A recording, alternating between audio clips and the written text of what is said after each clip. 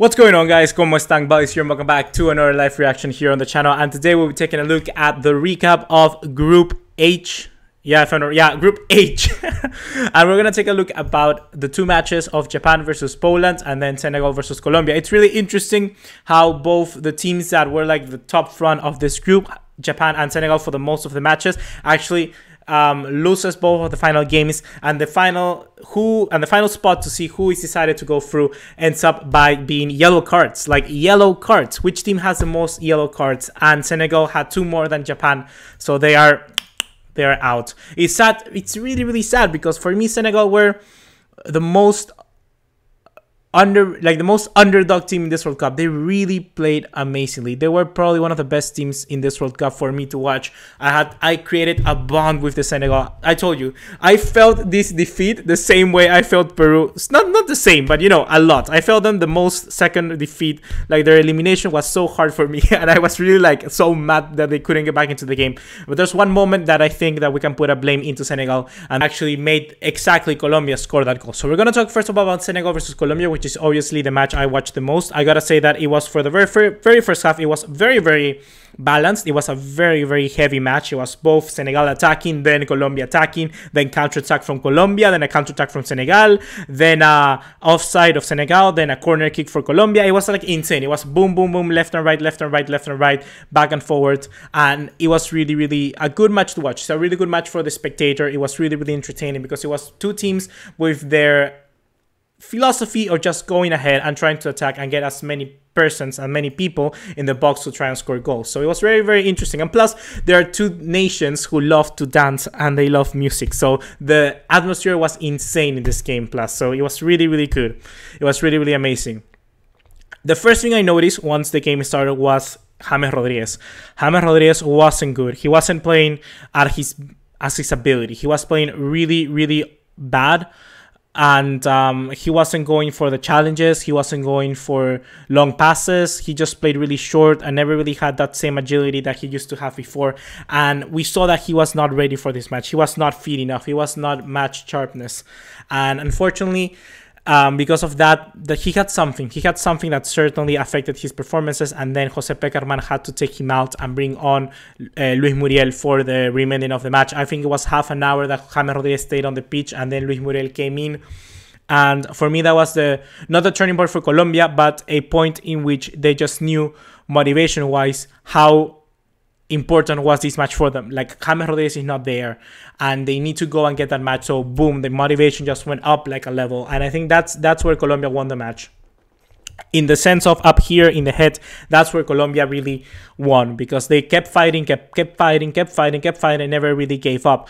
Senegal, in the other hand, they were playing really good for the entire match. I gotta say, they were really outstanding, to be honest. One-on-ones, they're probably one of the best team in the world. Like against Brazil, I think it's Brazil, and then one-on-one, the next team is probably Senegal, because Senegal has Keita Baldé, Ismail Assar, Diafra Sakho, Niang, Diouf, Mané. You got so many players who are good on one-on-one.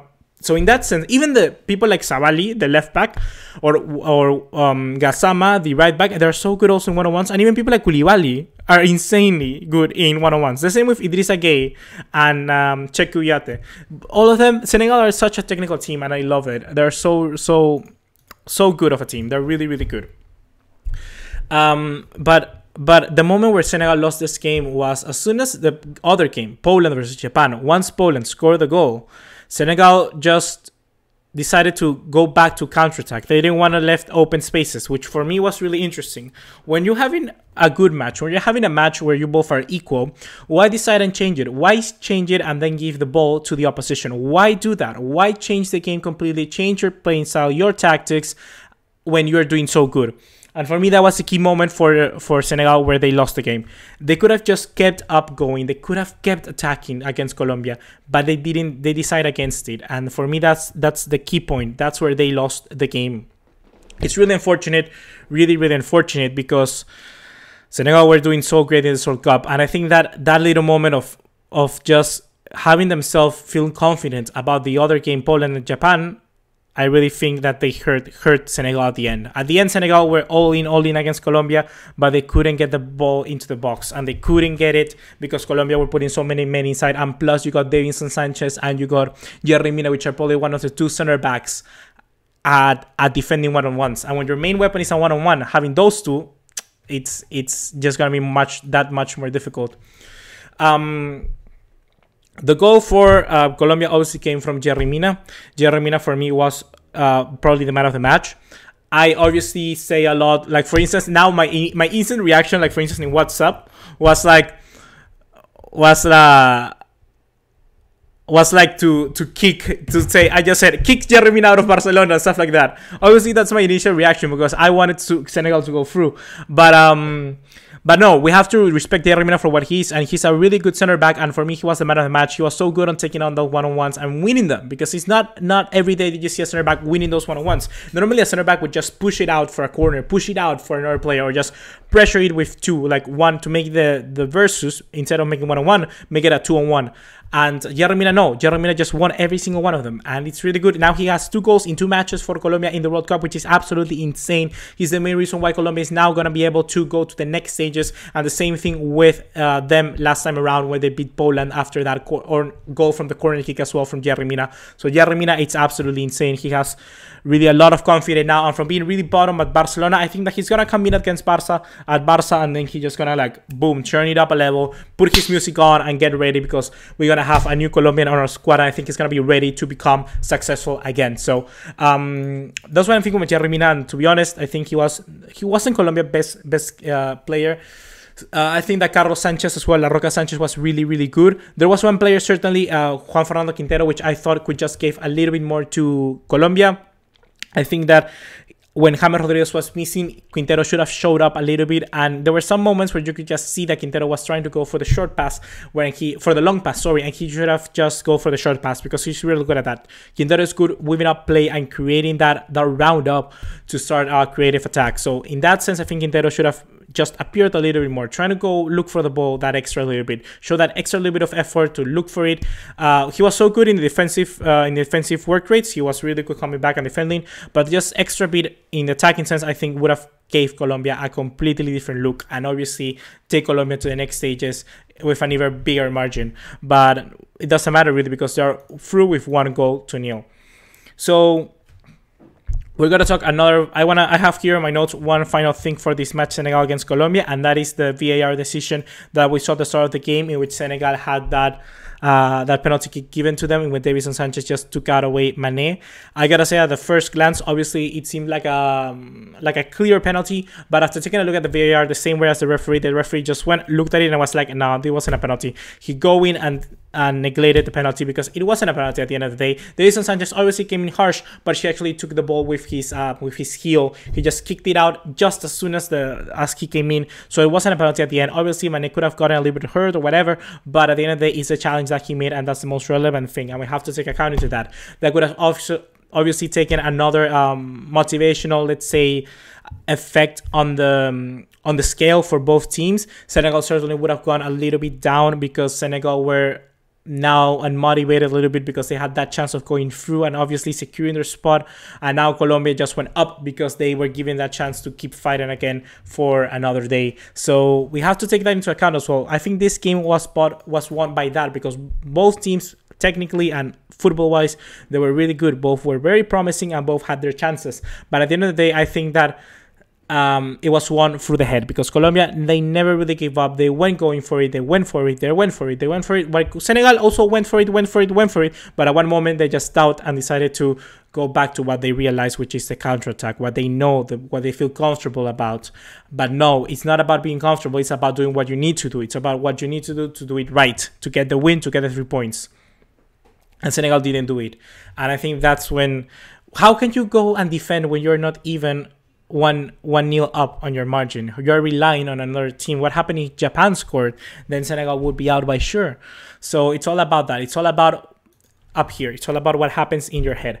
In the case of Japan versus Poland, I gotta say, I didn't watch that match too much. Obviously, I saw Poland having the ball a lot. Japan, obviously, something that I gotta see Japan doing in the next stage, which is obviously gonna be a great boom for their team is that Japan never really lost their cool. Japan never really lost under pressure. They never really lost their concentration, their focus, and that's something that not too many teams do. Japan for the very long time against Senegal kept their composure. Against Colombia, they kept it as well. When they were one man up, obviously you can say that obviously they're gonna keep their composure when they're 11 against 10, but it's not that easy. It's really not that easy. Many teams concede and lose when they are 10 men down. The same we saw, for instance, against which team? For instance, Germany. They beat Sweden being 10 men down. It's that thing, like not too many teams keep that composure. If we're comparing Germany obviously to Japan, we see a big margin there. So good job about Japan doing that, because they never lost their cool. And at the end of the day, when 10 minutes to go, they knew that Senegal needed to score the goal to go through. So Japan were just passing the ball and not really caring, because at the end of the day, Japan got what they wanted, and that was progress to the round of 16. So overall, very unfortunate for Senegal, but Japan did what they had to do to deserve also this spot. It's not like Senegal deserve it more than Japan, because both teams deserve it a lot. And the same with Colombia. Colombia also deserve it. So I think that Colombia are deserving of being in that first place. However, against Japan and Senegal, obviously I would prefer Japan to go through just a little bit extra. But Senegal, sorry, to go through. But Japan, obviously, they also deserve it. So good job for both Colombia and Japan. Congratulations, you are into the round of 16. Now we need to wait out to see who's going to be their rivals. Is it going to be England or is it going to be Belgium? Obviously, it's going to be very difficult, that match, because neither England, neither Belgium want to win the match. They don't want to win the match because whoever wins the match goes to the harder part of the table. They need to finish second. So whoever finishes second has the better draw for the next stages. However, that's, you know, the whole mythical thing. I obviously think that winning, like if you're gonna lose second, make sure you lose well. Don't lose it because you wanted to lose it. That's not good. I'm not in favor of that. So in that sense, I think that both teams should go and try to play a good match, and whoever loses, and whoever wins, wins. So let's see what's going to happen. And also, I'm not really as excited because both managers said that they're going to take this chance to rest a lot of players, so we might not even see Harry Kane, Sterling, Lukaku, Hazard, De Bruyne. We're going to see a lot of players who are going to be missing, and in that sense, it's not going to be the best thing out there, spectacle-wise. But we're still going to have a good game. We're going to have two biggest nations between Belgium and England, and obviously the big test for both come against facing England and Belgium respectively, because those are the two biggest teams they're going to be facing until now.